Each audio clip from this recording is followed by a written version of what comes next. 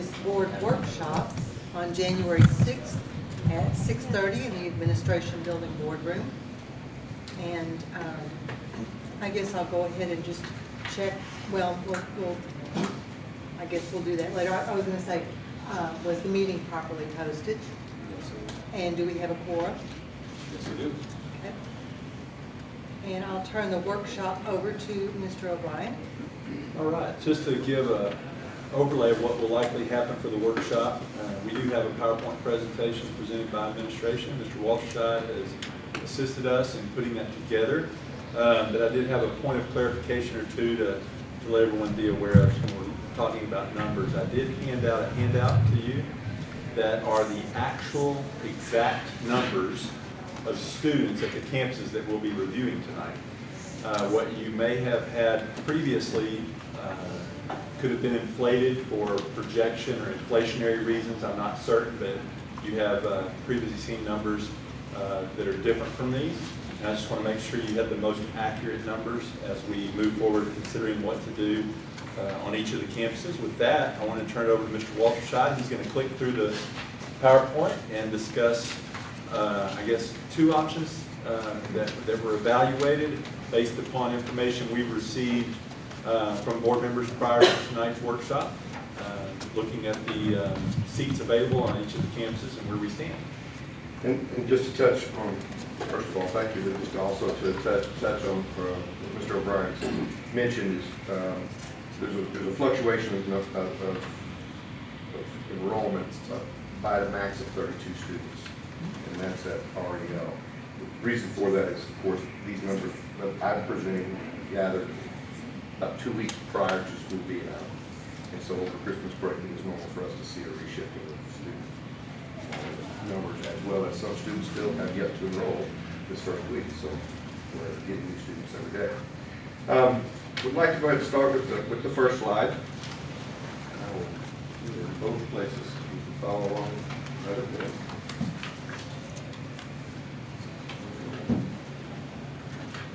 First slide. First slide right there. Our current high school numbers. Current data. In order to understand where our students are currently, we have where they live. We need to know how many do we have in this population. We can draw a line anywhere we want, right? But if we know how many students live in that pocket, not all of them really go to those campuses. There's a whole lot of reasons based upon education, based upon parent choice, based upon other campuses that influence how many actual students that live in an attendance boundary that go to that campus. So this first slide kind of explains where that student population lives in correlation with where they're going to school. Let me get my slide, my paperwork here.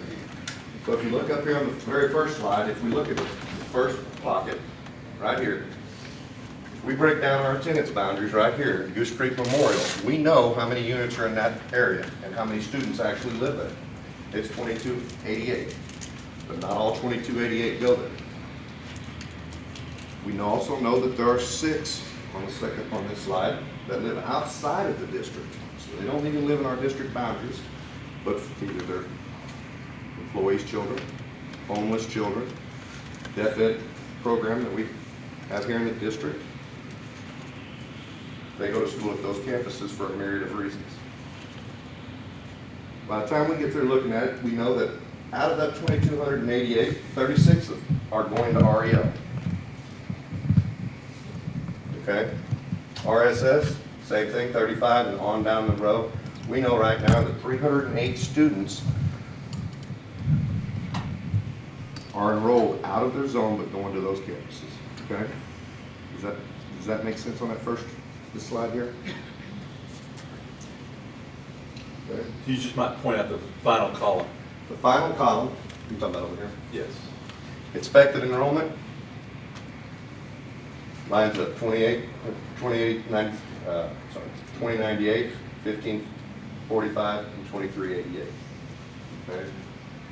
The reason that's important to look at that is because as we start looking at how to roll in the freshman class, roll in the 8th grade class the next year, we can start making projections that are based on real on real data, because we know from year to year, these percentage marks don't change a whole lot.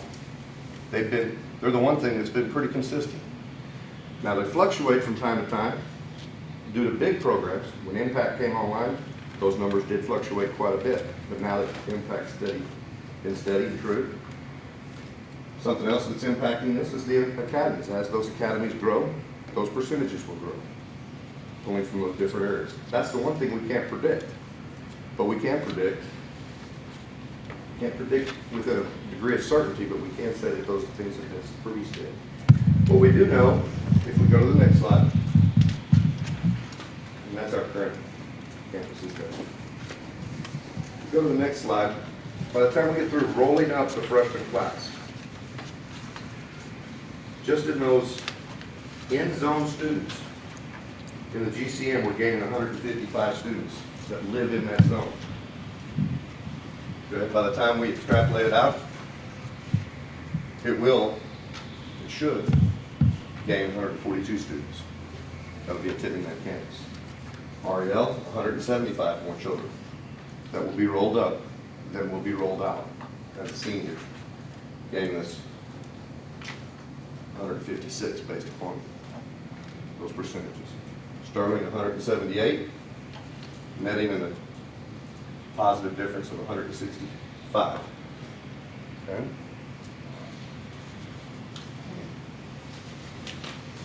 Any questions on that slide there? Just rolling out the seniors and rolling up the freshmen. Oh, okay, so you said it's rolling out seniors, rolling up freshmen, and so that doesn't accommodate for growth? Does not accommodate for growth. None of these slides accommodate for growth. Okay. One of the scenarios that we looked at has to do in these two key areas. You'll see the repetitiveness in this up here that will affect GCM, down here that will affect Sterling now going to Lee.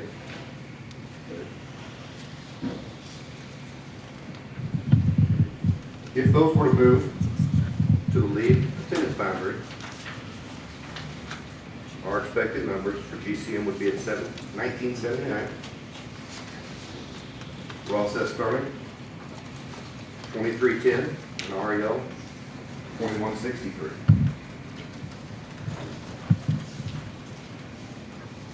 Well, what does that mean across the board?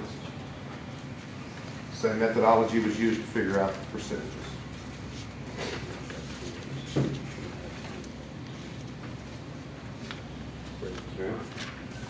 GCM, at the very end, you'll see the difference. In 15-16 is a net loss of 119 students for those moves. However, had we not changed it at all, it's a net change of 258. Okay. REL would actually gain 618 students. If we did nothing, they would only gain 458. Sterling would actually lose 78 students if we did nothing. Change from 16, 17, actually reads at 241.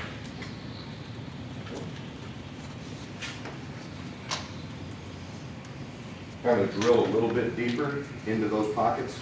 What student population are we looking at? This slide here just kind of shows you the breakdown according to the grades.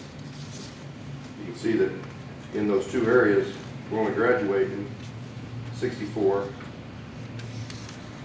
total students, outgoing seniors.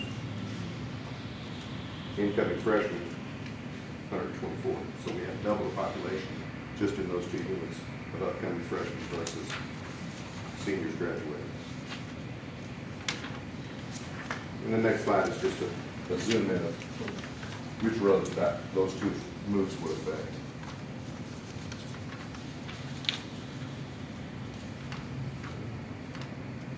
First one being to the north of the district. The second one being to the south.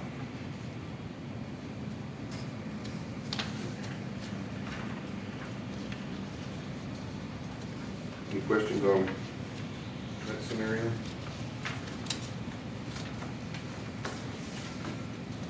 Okay. We'll be able to come back to them. Yeah. We move to scenario B. Still focusing in on the same areas. Just moved them around a little bit. Now it affects 3 of the campuses instead of just the 2. It affects Sterling, Lee, and GCM. The net result would be GCM at 2109, Ross at Sterling 2442, and REL at 1917. And again, these are educated estimates based upon roll-ups. Same format, looking at those 3 areas of concentration. You'll see GCM has an 11 student swing. REL, however, has a 372. Sterling is 44. And so your net impact is a little bit small, but it affects the 3 campuses. And the next slide, again, breaks it down by. Did you say something? No, I just took a deep, I sighed. It's a lot to take in. And the next slide really breaks it down by grade level of who it would affect. So if you're looking at 12th grade versus, and that's incoming 12th graders versus incoming 9th graders, it kind of breaks it down according to the grade levels themselves.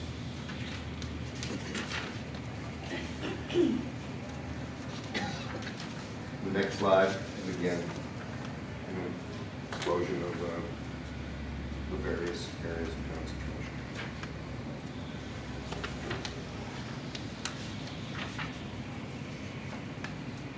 One thing we can't answer within 100% of certainty is what will happen. We do know, and we've talked about this before, where's the growth going? Where is it going to be? Well, this is the best data we could possibly That way. garnish. That way. Correct. That way. If you look at it on this slide here, this is the best data that we have today. 263 up north, 162 down south, or in the central, and 138 down south. Okay? We do know that that is the most likely scenario of growth. Does the 162 include the 400 homes they're gonna be building? I mean, have we thought about that they're building now on the old country club golf course? Yes, Okay. that is included. That's, okay. Now, what we don't know, this is potential high school students, understand that. High school, not coming in elementary, going up to high school? Correct. Okay. Correct. Now, we know that there's going to be, if you look at the total number of units, and that's going to be on this next slide, the total number of units in the current GCM zone, that's today's zone, expected units, as these roll online, is 2436. Ross at Sterling, which includes Country Club, 1496, and REL 1276. That's current zone. We estimate 0.36 is a good number. That's what the demographers went by last time, as far as the number of high school students per household. Okay, we estimate that a little bit high. We'd rather be a little high than way low. And then student units, and then 30% of our students. So potential student effects there, all the way extrapolated out to potential high school students. How do these scenarios affect the socioeconomic zone? Because I see the zones that are being given the lead are, for example, you have in scenario A, you give them Linos, and you give them Craigmont. And on the other scenario, So I can speak just to a little bit of that when Mr. Walshide we first started looking at this. In scenario A, we took a historical approach. History of where had the boundaries been previously, and if they had been flipped before, then maybe this flip wouldn't be so dejected by the community. So it was looking at a historical perspective, where the lines had been drawn before and moved before. In scenario B, it was just, let's think outside the box and see where lines could be drawn that would just make good common sense. But they were drawn along corridors, like Crosby, Cedar Bottom, or Lynchburg, Cedar Bottom, I'm sorry. 330. 330, I-10. So they were just using landmarks that would be a way to divide the three zones versus the history out of, so that's the difference between the two. I can just tell you that. With proposal A, we looked at historical shifts that have happened in our district in the past. And with B, we just thought outside the box and said, where would it make sense to draw a line? And that's why you'll see two different. Well, what is the UIO cutoff for, what was it this year? That when they took the snapshot? 2150. That's so that won't impact anything that we're doing. Because GCM, It does on scenario A. well, scenario A. Bumps me up to a very tiny 6A. But the problem with the problem with right now is that the snapshot was taken on October 31st, 21st, 31st, and that's the impact on UIL for the next 2 years. That number or our alignment comes out February 2nd. So February 2nd, all the alignments will be issued based upon data submitted in October for the February UIL alignment. Things are already set with those numbers. Right, but Now, in 2 years. any adjustment we make in 2 years, if the numbers are below 2150 on any campus, that campus could then be eligible for 5A status versus 6A status. But as it stands right now, we will have 2 6As and 1 5A with the current snapshot data Right, for but this school year. if we're looking at 2 years in the future, Mhm. that's not gonna be the case. And what are we doing to them academically and athletically to be able to compete against other schools?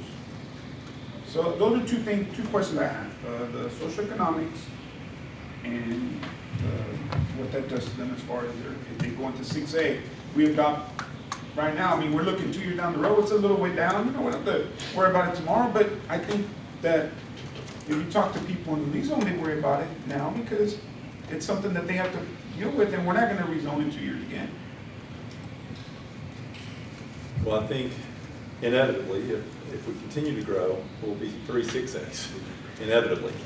How long that can be postponed, right, how long that can be postponed by either campus, north or south, is, Well, it's too late for. it's too late for this Nothing year you can do in now. the next 2 years. Right. No. That's not the. And in 2 years, I don't see GCM shrinking below the 6A status unless they, you know, even rezoning, we're not gonna put them down where they're not going to be that large for the next snapshot.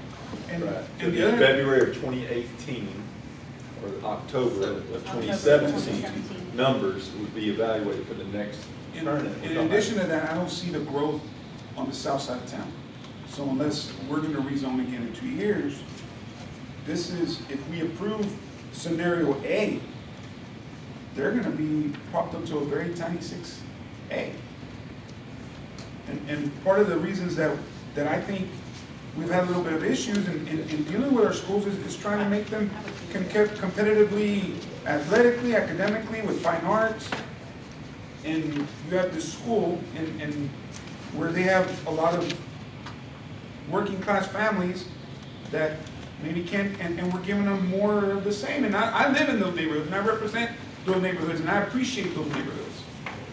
But at some point, you know, we gotta give these people a little bit of a fighting chance. And they won't say that to you guys, but they'll say that to, at least they've said that to me. And that's not fair. I recall Mr. Richard saying at some point, putting the new development in Country Club there. That's not even an option here.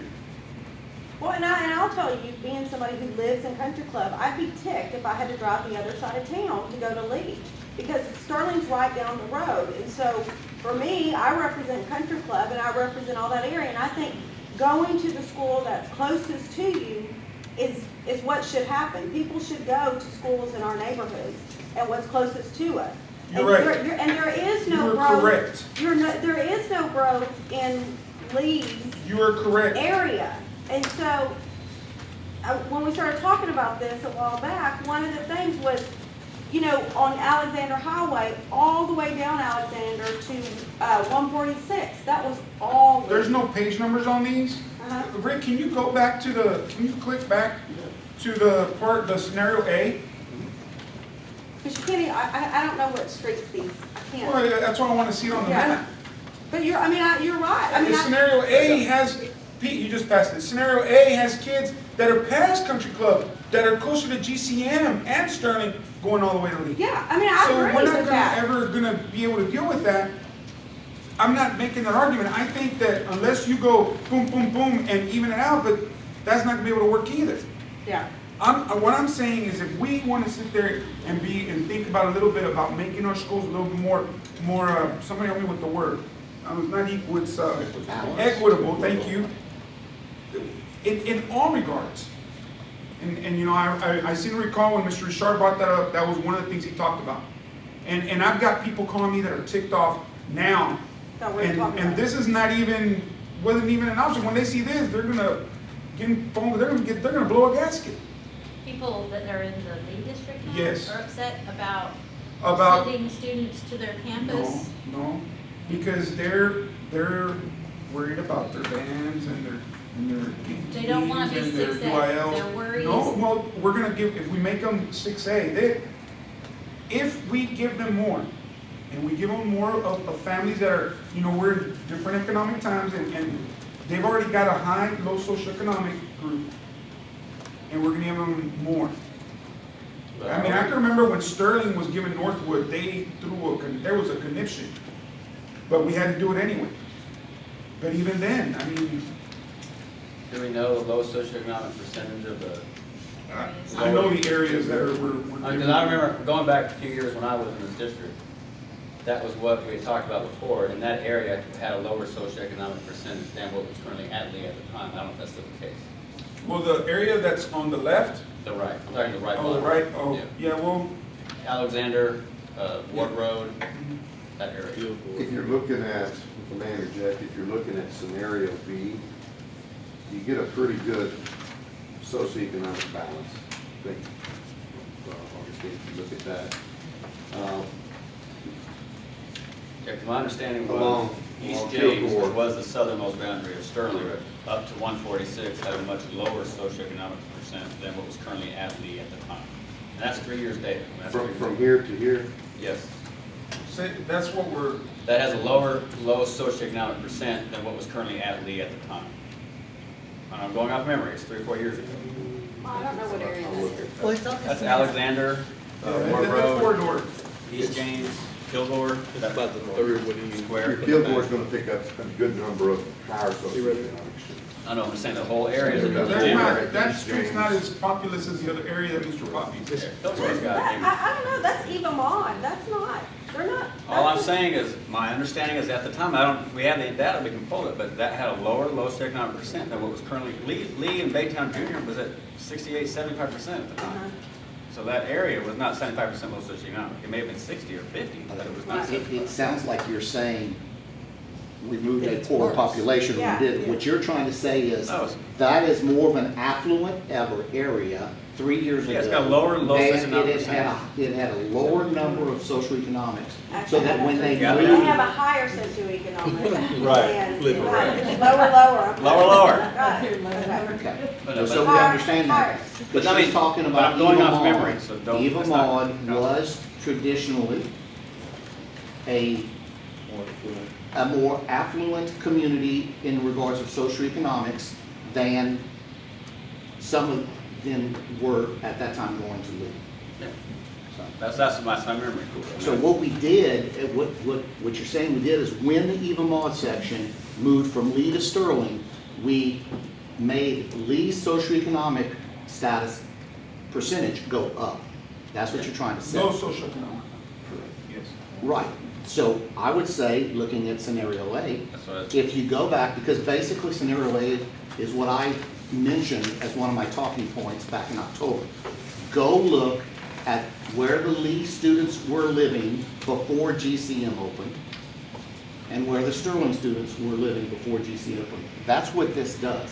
That Eva Maud section would return the kids that are going to Sterling now back to Lee where they were 6 years ago. I think that's actually Plumwood, but not even Mockingbird? It's not Mockingbird. No, it's Ward Road, it's east side. It's south side. Okay, well, It stops at Ward. my talking point would have brought it all the way and picked up Mockingbird all the way up to James Bowie Drive. When we were talking about this, Yeah. what I recalled was part of Country Club, the new housing development of the Country Club, and what you're talking about right now. That's what I thought was being included. Well, that's what I mentioned. Right. Take the new numbers and, Rick, look at your map and tell me in new country club, the new country club, let's call it that. Because you got old country club, new country club, and new. The old golf course. The old golf course has how many units playing? 402. 400. My thought at October was, go ahead now before they build them and put it in the Lee zone. In addition, go down to the area from James Bowie, just south of Cedar Bayou, Yes. all the way down there, that used to go to Lee. Hart Drive, Mockingbird, all of that, which is a middle class socioeconomics, I would say. You know, I mean, and move them back to Lee where they were 6 years ago. I thought that would increase the numbers at Lee, and it would help the socioeconomic overall status. Now, ethnicity, didn't even consider that. I'm not talking about ethnicity, I'm Yes. talking about social economics. That's what I was thinking. That's what my vision of A was, and I know when we got this map, it didn't encompass my entire vision that I proposed that night. And so that's why I took a map and I kind of did some Pinch of that lines vision, too. little pinch.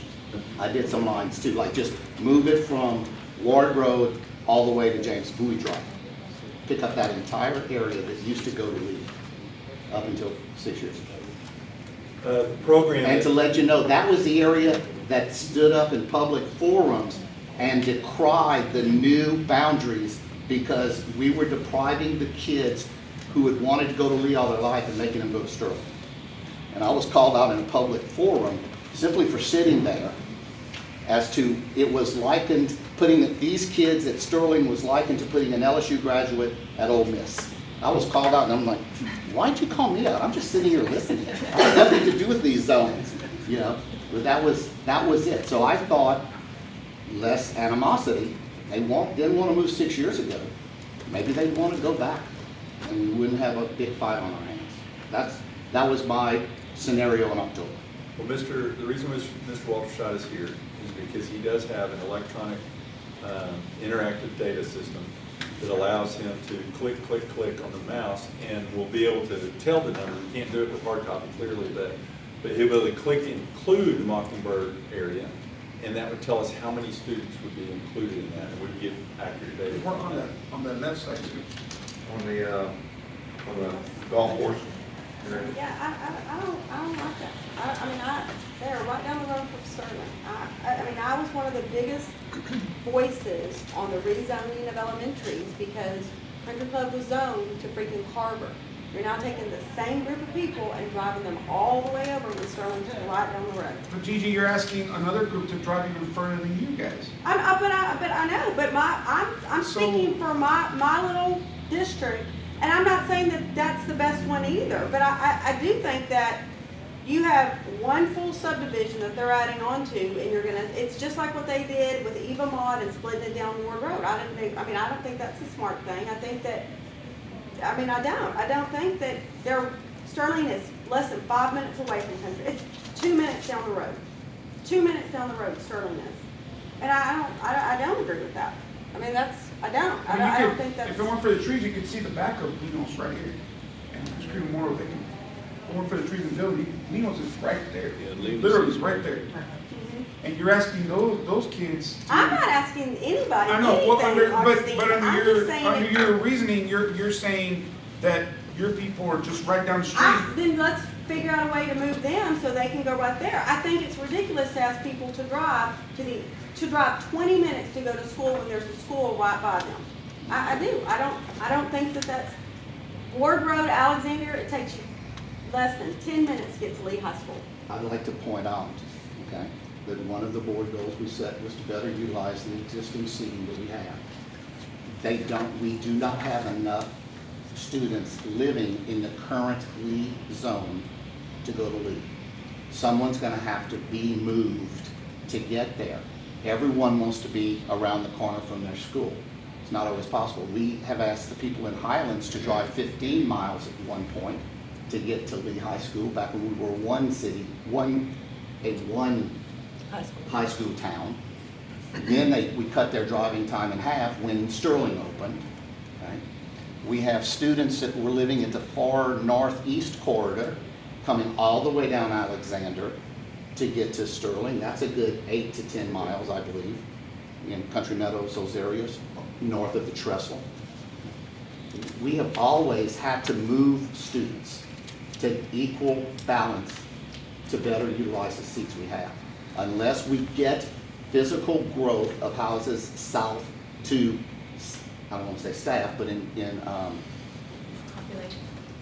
populate, thank you, to populate Lee High School, we would have to sit here, we would always have these discussions. So, just to go back, if you would, Rick, to the slide that shows the growth areas, the hotspot slide, because I don't know what I did, Mass. Because there is a Don't claim to projection, be technology. Here, there is a projection that has Lee High School having more because of the growth in Evergreen.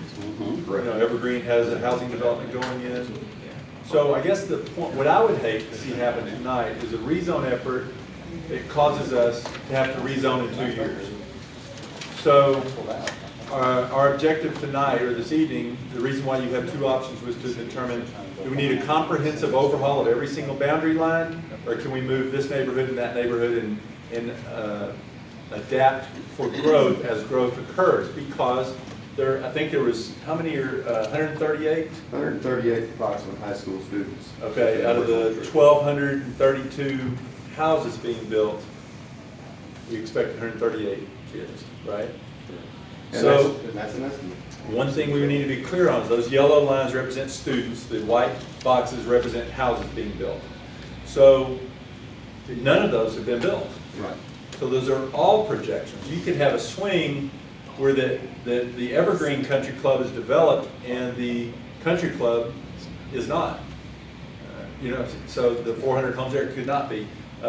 Goose Creek Landing is the only one we know that they have dirt broken, they have roads drafted, that they just haven't poured a slab yet. So we can pretty much count on the couple hundred kids coming north. I made a note of that, for example, in the northern corridor, that 263, the 300 and the 490, dirt is already being moved.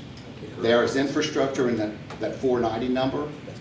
There are roads there, and there are lots there. I'm talking north of I-10. Of that projected 490 homes at the that is being built right now. There's infrastructure, there's street signs that name the streets, they're building. If you come down, now come south for me, Rick, to the 373, they are just beginning to move dirt. That's the new country club is what I'm calling it. Come all the way further down to the all the way down. To that 732, that's still a golf course. People are still playing golf. No deal has been closed on that proposed subdivision. That might even happen because So it may never happen, so we're now looking at, Lee won't even gain 138 if that's not done. Well, they supposed to close it. But we do know, They've been saying that we since do know if we do October nothing, 1st. if we do nothing, What year, Howard? Lee gains how many No, students? 15 was what I heard last year. If we- Which one? I'm sorry. If we do absolutely nothing, We need to keep No. those projections in mind. 8th grade going to 9th grade, seniors going out. Mhm. That projection has Lee growing more than any other campus right now. So if we do nothing scenario, we need to keep that in mind. what page is that on? that's the second. that's the second. No changes. If no changes are made, we know. Page 2. So Very first chart. currently you're at 1545, and if we do nothing, we'll be at 1705. And that's 7% versus GCM and Sterling being at 4% growth. So for whatever reason, the 8th grade classes in the school zone to go to Lee are larger than the 8th grade classes zone to go to the other campus. Just that's the part I'm talking about. Let's don't overreact and have to redo what we've done or undo what we do tonight or propose tonight. So just food for thought as we go forward. The other thing that's relevant that I don't think's been articulated between option A and option B is option A moves about 600 kids to Lee. Option B moves about 300 kids to Lee. So that's Right. I'd also like, 400 to option B. So I'd there's, also like to point out that I never advocated a carte blanche move right now. If you remember back in October, I said I'd like to see a gradual, starting with the current 8th graders, and do it over a course of time so that we don't upset the apple cart too much. I would say at the maximum, this is just my opinion, we would not move anyone who has already been at a current high school for more than 1 calendar year. So Would you I give would, them the I would option be, to if I they would be wanted? okay with opening the door and looking at the current 9th graders, because they've only been there 1 semester. But I would not touch anyone who's currently a 10th, 11th, and 12th to mandatorily move them now. But If we change their voluntarily- zone, if they voluntarily go, that's all right. But I would say, people sitting in the 8th grade now, if we make a decision as a board that you're changing your high school for next year, they don't have much leg to stand on. That's just my opinion, because they have no tie to the school right now, other than maybe I had a brother that graduated from there a few years back or whatever. And with the 9th graders, they're only 1 semester in. I remember when we opened GCN, we moved 9th and 10th graders only, okay? And it was voluntarily. The 9th and 10th graders could volunteer to come to GCN. And I only had 600-something students first year, but I had that many volunteers. Okay. So I just wanted to put that out there, that I don't advocate moving next year's seniors at all. But when you say that we only move a grade at a time, then that means we're 3 transporting years. in the same neighborhood, same street, some students to one school, some students to another, and that goes on for a while. We've got multiple bus routes. Okay, what I looked at, and I was gonna ask Rick this question for being here tonight, if we look at the chart with 16, 17 areas of possible change, scenario A, this one right here. Okay. I said if we looked at just moving Click the, to it. Yep.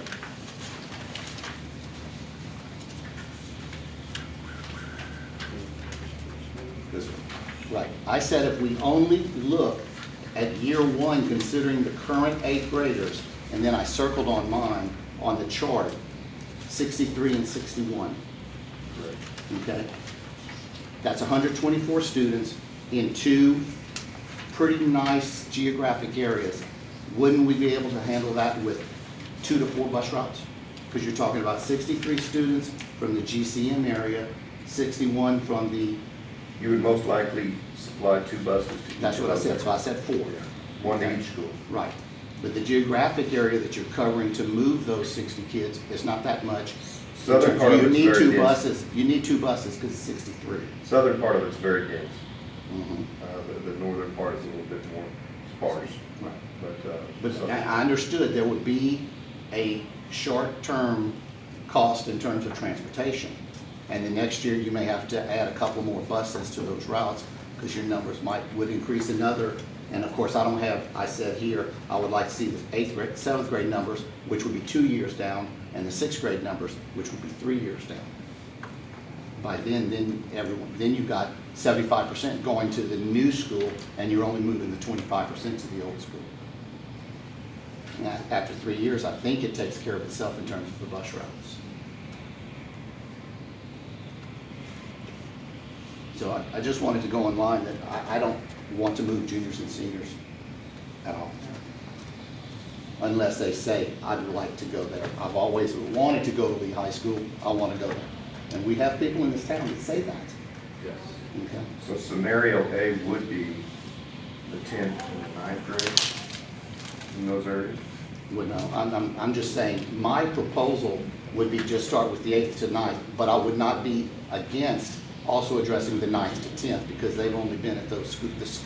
We're talking about moving Sterling kids. They would still have ownership by being able to go to their new campus, their 11th and 12th grade year. They would be Right, able to they have would have ownership. 2.5, Well, they would have 10, 3. 10, 11. 10, 12. They would have 3 full The years. ninth graders, if you took 10 also, they could still. But it'd be Right, for incoming 2 10, years, it right. would be incoming 10, so really they would be, the eighth graders and the freshmen would be going. Right. Bottom part of Correct. eight, The bottom part below of one the forty-six, the change, that like the black part there, the black outline. Here? Yeah, that would, as Gigi mentioned before, I would like that expanded and pushed up and not so high on the west And side. I think it might I address don't what like Mr. the zone Laredo all was the way around talking. up and in. If we took that northern border from Ward and moved it up to James Bowie Road, I say 146. You're talking here. That's why Because B it's two was. Strong streets, here. it's like two extra streets. 146 doesn't 146. cross what I'm Oh, talking about. on proposal B, it goes all the way over the right. Yeah, All and the way B, here. that's. That's correct. And bring it up And north. bring it up. Bring it up to James Bowie Road. It comes up to James Bowie Road on. Why can't you go to No, it 146? says it comes up to Ward Road. No, it No, stays I'm sorry, Ward, I'm sorry. It's at It just Ward, comes I straight think. across though. It's at Ward, I believe. It's So they're at saying Ward now. encompass James Bowie and go to, Well, go, I mean, why couldn't you go, I mean, I'm just asking a The question. reason I say that, I'd rather have that To all the way area go to to Ferry Lee Road, than have the and whole south of I-10 section up here be going to Lee. And you have Sterling on your south, Memorial on your north, and you're going around Sterling to get to Lee. I mean, like Gigi said, that doesn't make any sense. well, that's where option B comes into play. If you look at option B. What I'm saying is, option C, combine A and B. Okay. I mean, get rid of, keep B on the upper side, but keep A or B, expand that part. Yeah, even go more. B, why couldn't you go B to 146? Why couldn't you go to 146? I may have said that Why, backwards. I mean, all the way up to Ferry Road, Yeah, and this you whole like section B goes to Lee. This whole section used so to come go here. to Lee. No. No, here. This whole section right here used to all go to Lee. This was all Lee. So why couldn't we do that, just that, and then leave this here? This is, The number shift of students will be tremendous. This is a very densely. Can we get the numbers? populated area. so could I can you, get you well, the- look, Yeah, could you've you got do That apartment complex behind Alexander? Cedar Bayou. Oh, I just wrote on this. That's okay. She's right on it. It's just a wall. That was a wall. It's a wall. We'll have it painted, don't worry about it. I got some players. You might want to get your Oh my bricks. God, she's still on Dude, it. why can't She we? used to have kid paint. Gigi, here's a marker. Here's a marker that comes off. What if we did this? What if we broke this down? You guys are used to planning units. We've all been through the, That's why I wanted. we've all been through those scenarios. If we broke this up, Mr. O'Brien, into planning units to give us a little bit better idea of the numbers, projections out. Yes. We'll do the same thing up here with the planning units and then just bring it. Okay. I would point out that the area concern, I think that Mr. Laredo had, what you refer to as Leno's Wade Road area, I still think that probably should shift to Sterling, because none of the things we're talking about right now are moving kids out of GCM. We're moving kids from Sterling to Lee when we're talking the Mockingbird, Eva Maud area, whatever we want to call that. Okay, but we haven't even talked about moving kids out of GCM back to Sterling or wherever we're going to put them over the next 2 to 3 years. Because the highest growth in 3 years is going to be those extra, I think the best projection, the most accurate, is the number that says GCM is going to have, where's the hot spots? 24. GCM is going to have that 263 within 2 years, easily. I'm sorry. What is the capacity of now of Memorial out portables? Without portables, 1,800. And then the expansion? And the expansion's going to get it to 1,950. No, it's 300 plus. 10 classrooms is 300 kids. What is the, With the portables now, the capacity is written at 2,200. Yeah, but I want it without portables. So we're getting ready to add a wing. 18 before the wing. So how much is the wing? we counted 400 for the portables, and I project 400 for the wing. So So we're still if talking you about take the portables 2,200. away, you still have the 400 for the wing, but 2,200. The 2,200 is gonna, it's not gonna change. You can take the portables out, the wing comes in, and stays about the same. right, or you leave the portables and But you still have the option to leave the portables. I just say it's going to be difficult to get, how many classrooms in the portables right now? Is it 16? Take away the life skills, 14? there's 10 portables, it'd be 20 rooms, but. you take away Minus the 2 life skills, skills, so that's 18 18. rooms. You We're not take putting away, 18 rooms in that wing. One full portable is just less with the new apartment. Now, the other thing to mention, not that this impacts rezoning as much, but future bonds do project, and you know, Al, when GCM was built, it had phase 1 and phase 2 on the expansion. We're breaking ground this month on phase 1. On phase 1.5. Right. So phase 2 would be. Phase 2 was supposed to be both wings at the same The time. east side. Was supposed to be both wings at the same time, Mr. O'Brien. Okay, I didn't know that. Phase 2 was both wings It at the wasn't in this same bond time. series, but a future bond, likely within That's the next correct. few years, would have phase 2. And it was gonna bring it up to capacity of 2,400 Correct, without portables, so. without portables. Which would match Sterling's capacity. Or Lee's, right? Isn't Sterling bigger than Lee in capacity? That's what I meant, Sterling. Okay. Should I say? Yeah, it would match Sterling's capacity and Lee's just below that. Right. I'm a little confused about scenario B. Someone brought up the fact that you haven't really taken students away from GCM. And as a matter of fact, on scenario B, you propose that it would be 2109 if you were to add that area above, I believe that's Market Loop, right in there, around Thompson. You've added in 2 sections right there as opposed to taking away students, and you've increased to 2109. But if we don't make any changes at all, you're showing 2238. Correct. So how is the number lower in scenario B? It is not. Okay, did I write it wrong? It is, it's 11 students, I believe it's around 11 students difference.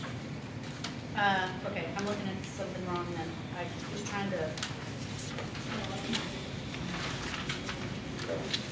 So what is the scenario B? We have to At remember though that 2109. when you say B, you're talking about half of it's up north and half of it's south.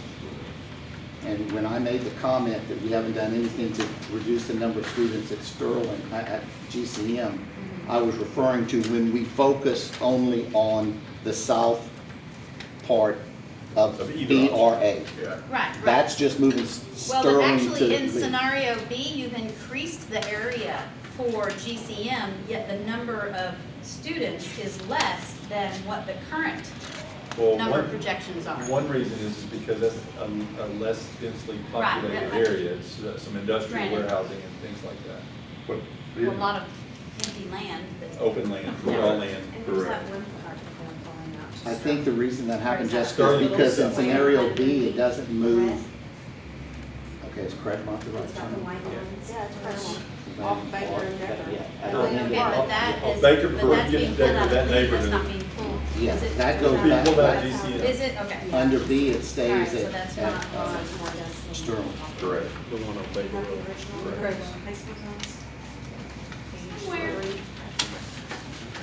And really, B, what B does is it offsets There it is. the automatic growth that we're gonna Okay, expect. so that is Now, West Meadow Road. yeah, this is what they're removing right That's right on here for the scenario B. Anything north of I-10 West, is GCM. West Meadow still And gonna that's, be. high, That new apartment going High behind density Toys R Us, housing, yeah. which will probably be populated Apartments, within 18 townhomes. months, So that's is getting in GCM. Right.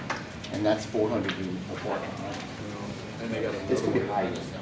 Not that one as well as the one on Cedar No, I Point, know. Third and North Main. but a lot of the reason why this happened right here is I would because we expect had to that to take probably students not away from the elementary schools that were up here, we had to take them off But you Harlem. got also. We had to take them off of Victoria When you Walker. start building Right, apartments, well, Victoria will start moving. but that's why these And students then your were numbers pushed just go down up. here why into they Travis take 50 and, numbers, based on the last three, yeah. four. If people live here, they just buy. Well, and I think that it makes sense to go across like that. The only thing too though is that when we were doing the elementary rezoning, this area right here, it's hard to get anywhere from there. You're bounded by railroad tracks everywhere you go. Your bus will sit there for 30 minutes, waiting to get north, south, east, doesn't matter where they're going. Where is that? That's south of I-10 and Wade Road, Riddell Road, Market Loop. I was just saying, I'd rather have moved it. That's a difficult area Not to have this. figure the best, safest So, route. Mr. O'Brien's, the best thing But it's, You want me to come back to you with pockets? it is what it is. As we discussed today, yeah. Okay. And Is everyone good with that, having another presentation at a future date? Yeah. I have- With some of the suggestions that you've recommended tonight? I have one more question, Sure. if you don't mind, and it's on the hot zone scenario A and B map. And this might be what, Can you click to it too, Rick? this might be what Mr. Sampson was referring to. The entire area south of I-10, you see where the 300, oh, okay, right there. You see where the 300 is? I assume that's a 300-unit apartment going in north of, no, higher, Higher. at I-10. Right there, yeah. That's the apartment complex going behind Toys R Us, is that correct? Correct. Okay, now come south, that whole area to the right, that whole area, that is very, is there no development gonna ever go there? What road is that? I have no crystal ball, but, Okay, that is, mean, that is what- Garth Road all the way to North Main. That's Lee College. past North Main. that's the Lee College property, Right. that's the, Well, the You got Buc-ee's on one side and you got- well, no, not right here. No, That's where the cattle east are. east side, guys, I'm talking east, If you just that area. imagine, this here is the Well, that's Lee Star College Wars area. there, No, Gentry's Starworth there. is, no, This is, that's what I mean. this is, Isn't that Archer? that's not Archer, that is, That's Hunt Road. Hunt Road. Hunt Road to North Main, here's and then you jump Lee North College, Main to a south lot of there. area. Then you've got, Archer's in the the blue. airport's right here, Yeah. our That's- blue area, this is that big. That's circle Cedar by Lynchburg, right there. Yeah, but it's Here's Showlander, Showlander Cedar right by here. Lynchburg. Main Yeah. Street's here, East Cedar by Lynchburg. Also, that's that airstrip, isn't it? Airstrip's right here. No, the airstrip's in the Sterling Zone, guys. I'm talking north of that. This That- is, this What's block right that? here. What is that line? What is the line? That's that Archer separates- Road. That's Archer Road. North of Archer Road So Gentry So you is have right Gentry there. right there. Yeah, everything You behind have Gentry, Alamo down over there. Alamo's to the Alamo's left, right. right there. Yeah, and then you have the technology center going in That right was over where there. the few- Yeah, but I'm talking about That closer to was- Right, Showlander, all that here, area. right there is Alamo. Where's, the North Main and, Cedar Valley, Lynchburg? He was just pointing at it, right there. That's North Main, Archer, That's Archer. Oh, that's Archer. Yeah, that's Archer. Cedar North Valley, Main, Cedar Lynchburg. Bayou, That's the Cedar Valley Lynchburg. Yeah, right in there, they. that's that 300. You have right there. Second Baptist Church is right over there, is on North Correct. It's Main. on that corner. And that's what y'all were saying, Correct, that's the that's college 300. property that, No. yeah, that's in the Sterling zone now. Right. Yeah, I'm that's talking that about little what's part. in the GCM zone now. Is there any chance that 373, what is that? What units are those? That has- Where are you looking? In the Left. GCM zone, right there, boom. It's the Santavia What are those Apartments. 373? It's an apartments Right complex. there, Santavia Apartments. Okay. They have not. Not broken ground or broken anything, ground. right? That's right off of Garth Road, that's over there where the Kroger, Is he gonna be behind supposed to it? be where the Kroger's be. Because that's the name of the road is Santavia Road, goes to the new Correct. road. Yeah. Correct. So what, there's gonna be an apartment complex there. That's planned. Now, this is everything that the city has been approached upon. Right. Very little of this has dirt being pushed, except, Goose Creek Lane. There and there. Now, and the 300 down here. There is construction 300 going there. on in Country Club. Right, there's dirt being pushed. They are And you fill in the ponds. doing something. Killing turtles. Saving the turtles. No, they're not saving turtles. No, they kicked them off the property. Yeah. Well, they might, but They I got told rid you, of the there's big side. construction going on. They're gonna build those homes on it. And You got, I suggested we but change you know, also they're gonna take Hunt Road all the way to John Mark. It's coming. How soon it comes will be, Problem. Is there any Right, further it's gonna go all the way through. discussion regarding our rezoning of the high school campuses and parameters that we need to do this evening, or have we given instructions and? Come back with I some. believe we have good information. I think I'd like to wrap it up by repeating what instructions were given to Rick, though, to make sure we're all on the same page, what numbers we're asking for. Would you like- Particularly as we're looking at the south boundary of the Sterling zone. To give us numbers Why don't we give numbers based upon how the feeder patterns are going in each school? And then that way we know that this is how many kids we have here, this is how many going there. all the way through there. In other words, like Baytown Junior High, how many kids are going to Lee right now? How many from Gentry go to Sterling? Because it splits both ways, doesn't it? Sterling and Goose Creek Memorial on the Gentry. It's an odd number, so Yeah. yeah, you're gonna have some splits across just Yeah. about every boundary. Probably the best thing I can provide you would be to take the major areas that we're talking about and break those into sub-pockets. In other words, Planning take a units. planning unit, stick as close to those planning units as we can around around the country club area, up north in these two scenario areas. Well, and can you give us like what it would really look like going from, taking it from Ward Road all the way up to Alexander? Ward Road, straight up Alexander to 146, like what that number would look like to move those to Lee, right? Yeah, I'll break And down then- those pocket Right up down. Alexander to where? Because Alexander is 146. No, that's To- this to one. one- Oh, okay. Okay. Highway 146. You know, and Yeah, I see like what you're into talking Ferry Road. Okay. So That take one, this triangle right here. Where she wrote on the wall in red. yeah, yeah, like what that would look like, numbers, and then that section, and I don't know, oh, no, leave that where it is, but, okay, yes, go up. But like that area, taking, like, that's Craigmont right there, I'm gonna break up all this area here into bite sizes, and then see and I'm gonna about break all going, this up into bite Send sizes. that to Sterling. well, yeah, That that's, would I be mean, like a natural cut line. Y'all That's talked what- about, That way you can use it 330 and I-10. yeah, just cut it right there and send it up north on the give other us numbers side. on that, please. Yes, I can do that. And All up in here. I would like to know what we're doing with the junior school populations, and how many ways are we splitting them up? If we, if we're redoing these neighborhoods, as opposed to sending the majority from one school Yeah, to. Okay. If I create an overlay with the current junior high That'd be schools, fine. and then basically, we'll do it. What about the Make master it- fee? Well, Coffee yeah, out. that was- I actually There's did. no I don't have a problem with that, but. There's no point Yeah, worrying no, about I'm not arguing for or against it, I'm just saying that we can, that feeder pattern is. There's no point worrying about I the think feeder Baytown pattern. Junior Junior high number is 6 cool is that better. way. Some go to GCM, some go to Sterling. Well, and some even go so, to- their junior I Baytown think- Junior is the only Fine. place The that we other have, ones, Even when we build the The other other ones ones. are yeah, that's what. except for Cedar Bayou and Highlands Junior. Well, are there any other Cedar Bottom, instructions that need to go to Mr. Waltershire? And Highlands is straight. Anyone else have any other comments?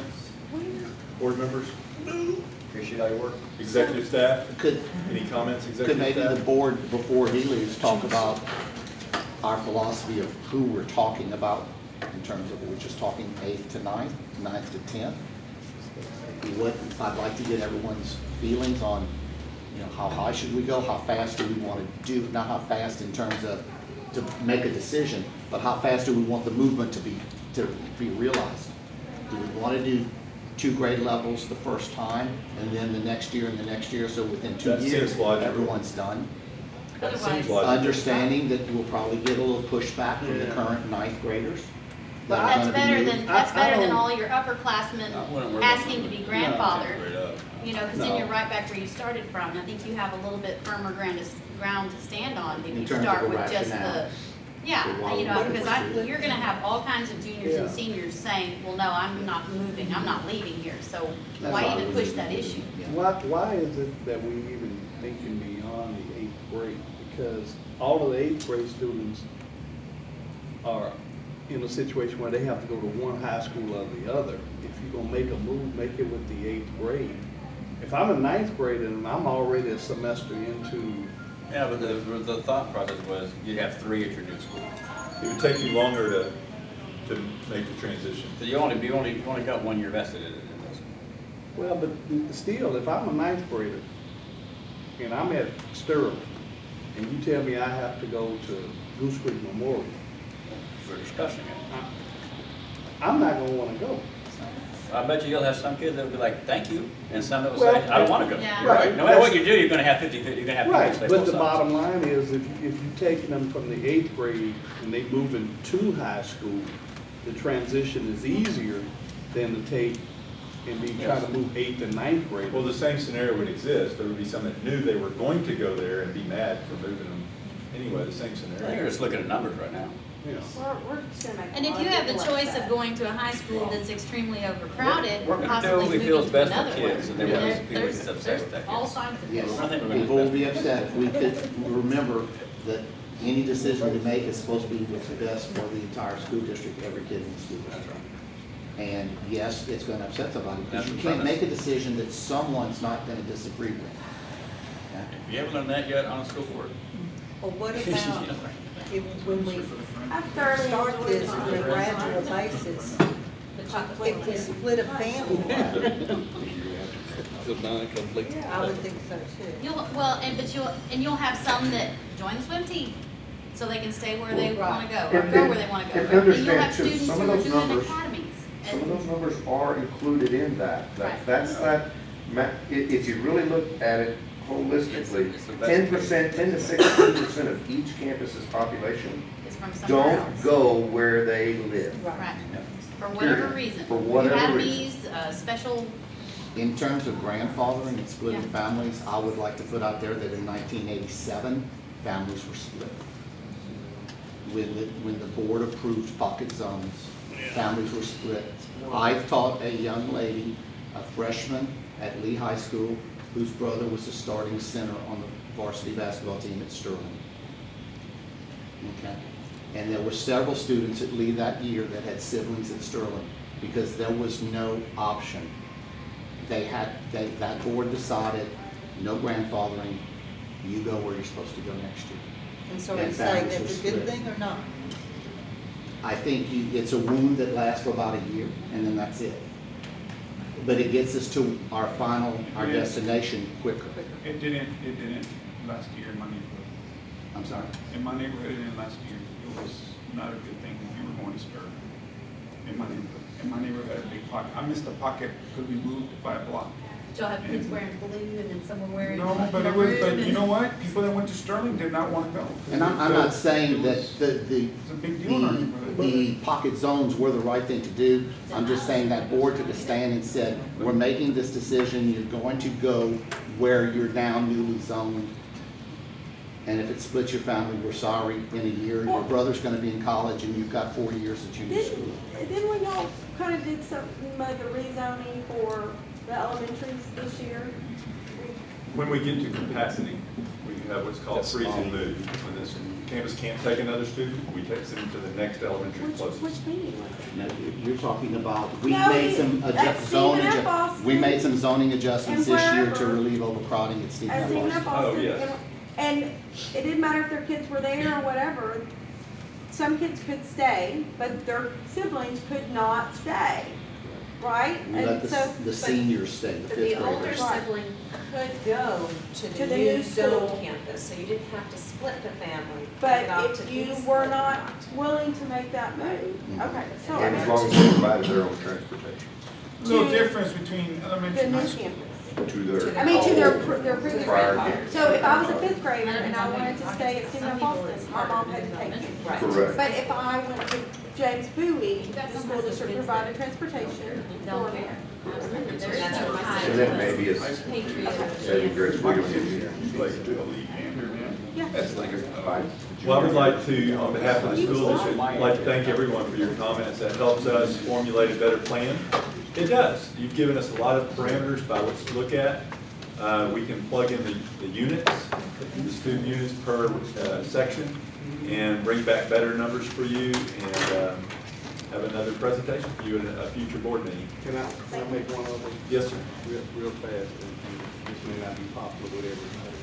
This is my sociology side coming out of it, because I deal with numbers, but we have exactly, what, 60-some hundred high school students? 7,000? Why, just for our educational understanding what students feel, you know, we make a decision based upon students, but also input from students. Why can't we have each class room ABC? This is a question, which high school would you prefer to be at? and just to get the numbers so we can have an understanding more about the kids at Sterling, the kids at Lee, the kids at GCN. And if I'm at Sterling, I'm normally want to be at Sterling, and that's where I'm But raised. I'm not to go. talking about Is that, what you Gigi. mean? I'm just talking about, if I'm at Sterling, you gonna write Sterling, right? But if I'm at Sterling, I think, I'd rather be at GCM. But it's just a number to say, out of 2,400 students at Sterling, 99% of them would rather, they're glad to be at Sterling. At GCM, so on and so on, you know. And it's not like a hard, like a big old long thing that they have to do. You got A, B, C. But, okay, so, and I'll go with my psychology and counseling background. As a student, if you're asking me to give this input, why? What are you gonna do with it? The input is just for the basis of having some statistical understanding of how many kids at this particular school like the school they're at, and not. And what, Well, but what's the end goal? What's the purpose for The us end, for that the end information? point for us is that it gives us an understanding when we talking about moving kids and everything of this But you're nature. gonna have a percent of kids that you have no idea where they live. You know, 10% don't wanna be there, 10% But do. see, You the have thing no about idea it if you're is even affecting them when you're looking that at what them. I'm saying is, from a positive standpoint of us understanding, here we are dictating that you gotta move here or there. And Well, this is that's, an open campus. but that's what Just I'm have an saying. open district. You want that. Right, Just do yeah, an open that's how district. Katie has it, but I'm just asking the question, Play the lottery. do you The think, lottery, like Katie. you know, you talking about 7,000 sheets of paper? Well, I think we do it electronically nowadays, but. But whatever, I mean, whatever, however you Please, want to, don't but tell me in it's order 7,000 to pieces of paper. get the results, where somebody's sitting there saying, you know, and you got the Well, I paper. think what you're appealing for is the democratic process. And we do post this meeting, and it's open to the public. It's a workshop where we would solicit and allow anyone to speak. It's paper. But it's, But But we you're were right, we're not elected to kind of, soliciting, we're not interviewing or surveying look that over students, for but I that's, think- that's all I'm asking is, Well, but, it's a question. but the thing is, here's the deal with that. So, when Well, you do I that, get it's, the deal that it's. nobody wants to do it, so Well, hold just on, leave it hold alone. on. I wanna Leave it tell alone, you. leave it alone. I just don't If that nobody see wants the to do it, validity so of good. So I That's don't get fine. to say what I wanna say. Yeah, and now you can say what you can say. Thank you. So the deal is if you plant that seed in the kid, Yeah, if my neighbor says, you know, I wanna go to GCM, yeah. They asked me if I And then could you, go. and then you. No, they're not, I'm not asking I you. know they asked me if that's where I wanna be. wow. That's the way they Just give interpret me it. 2 seconds. Well, but I mean, it's I mean, no, but if important, you you tell- putting a blank sheet, Be ABC, recorded, otherwise that wouldn't be. ABC. You're stepping on me, man. Y'all are all Oh, I stepping. thought you had No, I finished. wasn't finished. So, but if you plant that seed, Yeah. and then you disregard the information in their eyes, Mhm. then they feel, I would feel offended. Why are you asking me that? If you're not gonna give me what I want, then why would you ask? Well, and No, I like I think said, it's not, you're not asking a question, you having the statement of saying ABC. You are asking. Yeah, you're asking them not where you want to go, but where and what you feel is your ideal school. It's a different survey. Okay. And that's all you're asking them right there. That's it. But since there's not enough of y'all that's interested in it, so hey, I'm gonna throw it out the window like old bathwater, you know. Okay, are we ready to move on to discuss the development and adoption of a Goose Creek vision statement? We do have a brief presentation for you on that regard to, and it's just a summary of what's happened up until now. It's not what we're proposing, it's just what's happened up until now. Thank you, Mr. Walter-Scott. Thank you. Thank you. Thank you. Dr. Duarte and Beth have some information they'd like to present to you, and after that, we'll open up the table once again for open discussion. Do you want me to do the history? Sure.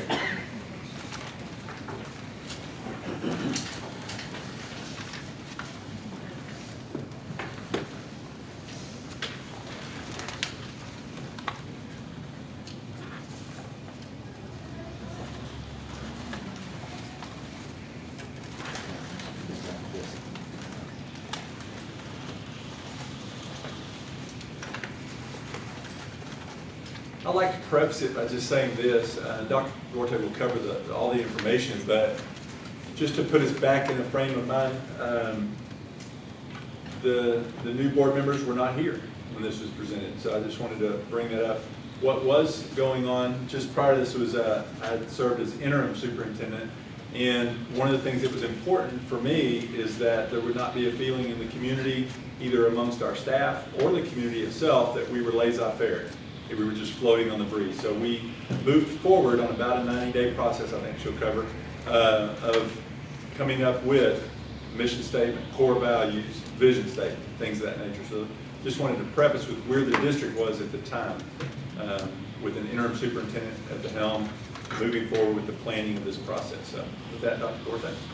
So kind of piggybacking off of what Mr. Ryan was referencing, we had a little bit of turmoil in the district, and we had an administrative team and staff that really didn't feel that they had a clear direction.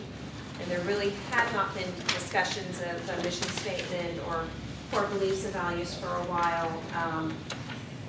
We pulled some off the wall that I think had been printed in the 90s, and so this was something that I thought really brought the team together and started to rebuild that direction that we wanted to see for Goose Creek.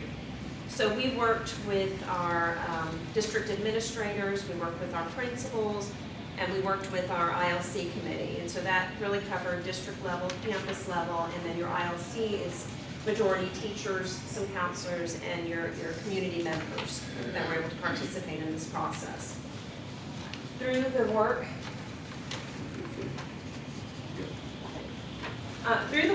a mission statement was presented to the board in March of 2015, and what they came up with through all of these committees was developing the whole child, and that was Goose Creek CISD develops and enhances each learner's intellectual, social, and emotional well-being, facilitated by a highly qualified team committed to growth, community, collaboration, innovation, success, and determination, with a highlight of connecting us to GCCISD. We know that not everybody can spout off the mission statement, but we knew that kind of going along with that branding was something that everybody could communicate in the district. So when they looked at the vision statement, there was a focus on today's students, tomorrow's future. When we talked about core values, what is our belief system? What did we want to look at? Again, they kind of went with the play on GCCISD, that's who we are. And so they talked about graduating every child, that children needed to be first in a safe and nurturing educational environment. We wanted a collaborative community and parental involvement. Our focus was on integrity, respect, humility, and transparency, service before self, and diversity respected. So those were some of those core beliefs and values that we wanted to see within our team. So that was a process that we took back in May. It was a great exercise for us to go through. I'm going to say as you go through that healing process, when you kind of move that direction, we now have it in the hands of our board members here. We have a lot of new board members, and Beth is going to talk about the work that she started to do. Sure. So primarily what I've been doing is looking at some examples of what other districts have done, and how they develop their mission statements or their vision statements. And one thing that I found is it's kind of all over the map. There's not a lot of districts that have, mission, vision, and values, core beliefs. I mean, some districts will have mission statements with a motto. Some just have core beliefs that complement their strategic plan. So there's really not a total apples to apples comparison. But these are just some of what some other area districts have come up with and what they communicate. And I just thought it'd be interesting to take a look at what some of them are doing. A-Leaf, for example, is more of a motto than anything else. There's not a right. So there's just a few of some of the things that are out there. One thing that we talk about is if the board decides that we need to reevaluate the mission and the vision values, that we came up with, the process, I believe, and having gone through other brand campaigns and other organizations in the past, the process was very well done. I mean, it was very good. The only thing that I would possibly recommend changing is perhaps expanding to a greater number of customers.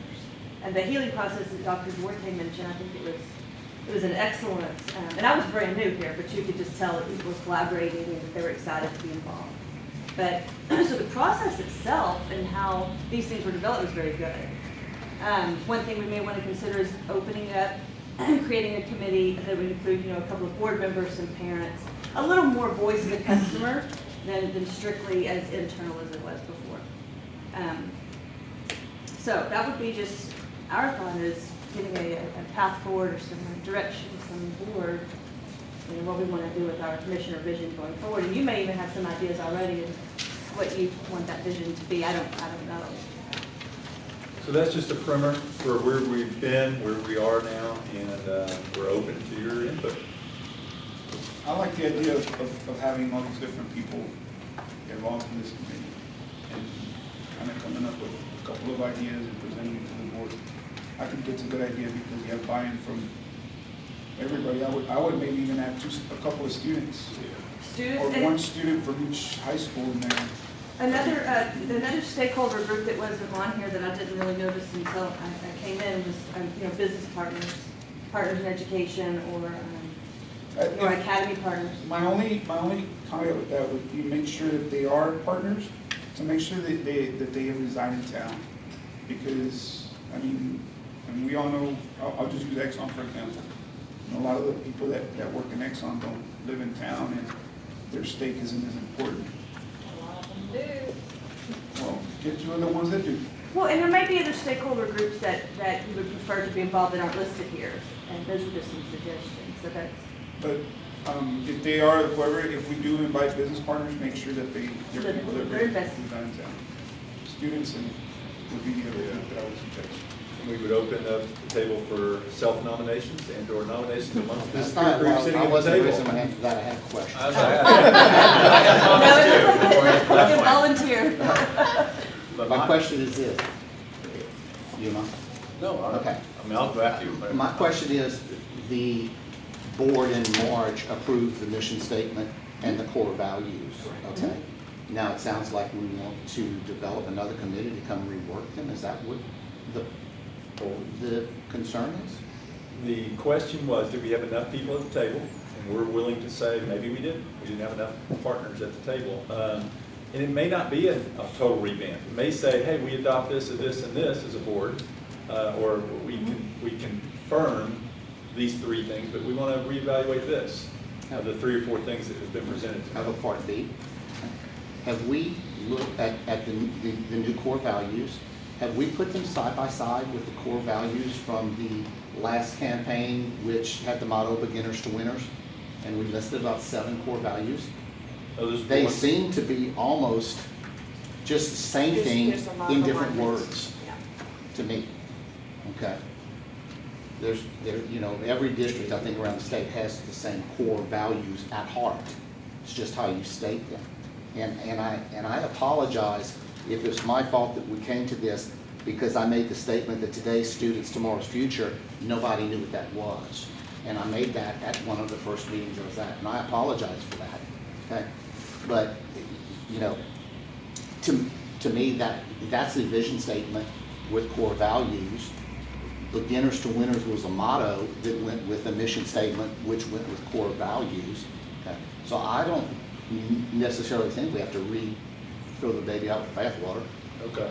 I would just like to see it side by side with the last set of core values we had. Have they differed? Have they changed? Have we changed because 20 years have passed by? Right. Or whatever, it's 10 years actually, but, You I you don't talked have a about problem beginners with to that. winners, which, and obviously I wasn't here, but that's more of a campaign, that would run a Well, course. that was the motto. Right. The Well, okay. motto, and then we had a mission statement, and we had a vision statement, and we had core values. And they were on a big poster in every classroom in the district. And they had a little picture of the high school graduate with the little kindergarten graduate. And the poster was up, probably still outside your office, I don't know, was it, or Right did it there. get taken Yeah, one down? right there. Is it still up in the back? No, it was right there where the Goose. Yes, but it was also right outside the superintendent's office. So I was wondering, if we looked at this one side by side, I don't think we would see much difference, other than it's no longer beginners to winners, it's today's What if students this more gives, community. what if this gives? But a that's good- like a motto, I'm sorry, and a vision statement, I mean, that you're, Yeah, they're- that was kind of my philosophy was, I mean, the mission I think is fine, the core values are fine, you want to look at, really the only issue I had was our vision statement, it's really more of a slogan to me. a more of a motto, And I just yeah. thought we just needed to kind of maybe expand the vision statement since it kind of sets out the vision for the vision. We have the mission, we have the core values. No, I definitely did not think we were going to have to Redo start from everything. scratch Good. on this. Good, that's good news. No, but this, but Because the next question was gonna be, do we want to invest I was- funding into hiring a firm to assist us with this process? I think that if you do something like this, first of all, it gives a good opportunity for the school district to have an opportunity for people to come in and feel a part. If we allow, or if we are able to make this process happen, and we put that thing in a campaign like what I was saying, and we put it everywhere, people will go and say, hey, where did you get that from? Hey, you know what? The community gave us this. It was a gift from the community to us, inspired by people in the district, inspired by people in the community, inspired by our students. There's buy-in from every aspect, and people feel good about it. And Well, I we have think- the ability to host that meeting, to have a wrap-up summary meeting, to bring it all together and bring it home. And I hate to say this, but I'm going to draw on the future, because I was on the committee that built that beginners to winners thing. Imagine that. And it had students, parents, teachers, central office administrators, campus administrators, and we worked for 2 solid days, 10 hours a day, to come up with the 4 words, all students can succeed. It was back in the days of the BHAG. Do you remember the BHAG? That was our big, hairy, audacious goal. All students will succeed. And it took us, we hashed out will versus can, and just had, you know, knockdown, drag-outs, till we came up. And we worked for 2 solid days, from 8 a.m. to 5 p.m. to come up with that, and then the poster was made. But we had buy-in from everybody. Every campus had a representative there, IoT people, business people, or whatever. This, I think, is what maybe Pete's getting at. It's almost like this was, well, the administration made this. And I know we went through a process, but it never got deeper than IOC. No, Correct. mine was just more just, it was a slogan, it wasn't a vision statement. My issue was never And expressed beginners to as- winners was a slogan. Yeah. But under that slogan, it says the vision, it had vision statement, it had a word I was just about a figuring, sentence. if we wanted to have a vision statement, we need to have a vision statement. Right, that's the only And part then- of this that's, I mean, today's students, tomorrow's future, that's fine, that's our slogan, that's our motto, that's Goose Street Proud, or beginners to winners, or whatever we have. you know, a vision all of- statement's more like all students will succeed, Yeah, you I know, mean, something a little bit. I figure we can more- meet, 4 minutes later, we'd be done, kind of my thought process, maybe. I don't need 20 hours like you guys do. You gotta remember who our boss I nominate was. Irish Shark for that committee. I've been to some of those. So, wrapping that up, do we have board members who would like to participate? Can I say something? Yes, first? please. What I wrote from the notes from the meeting that we had with the, I can't think of his name, the guy who came from Casby, is that the vision statement should be the guiding star for the board. It should tell where kindergarten students will be when they graduate, and it should be inspiring. So, I mean, today's student, tomorrow's future, you could look at it and say, yes, it does those things, but I agree that it probably ought to say a little bit more than just today's student, tomorrow's future. That's all. And it could even be that that vision statement boils down to this as a motto or a slogan. Yeah, that is, you could change that. And I'd be really good with that. I'd even say, let's make it our slogan. Today's students, tomorrow's future, And then and just just- build a 1 or 2 sentence vision statement, and then go into the mission and the core values. I have no problem with the way they're written. I love the CISD mnemonic, you know, makes it easier to learn, I think that's my only concern would be, let's say that's our motto, and now just build a sentence. The vision of our district is this. We will take students forward. Good deal. But, you know, Answer Mr. your question, Laredo, I'll that, volunteer. if we do I it that way, volunteer. we're not getting the community input. Right, and we're having a summary meeting where we'll bring all this information, sort of like tonight, to a committee Okay. and finalize a proposal back to you. Because the ILC still has parents and community members on it, Yes. right? So there's your parents, there's your community. They have some input.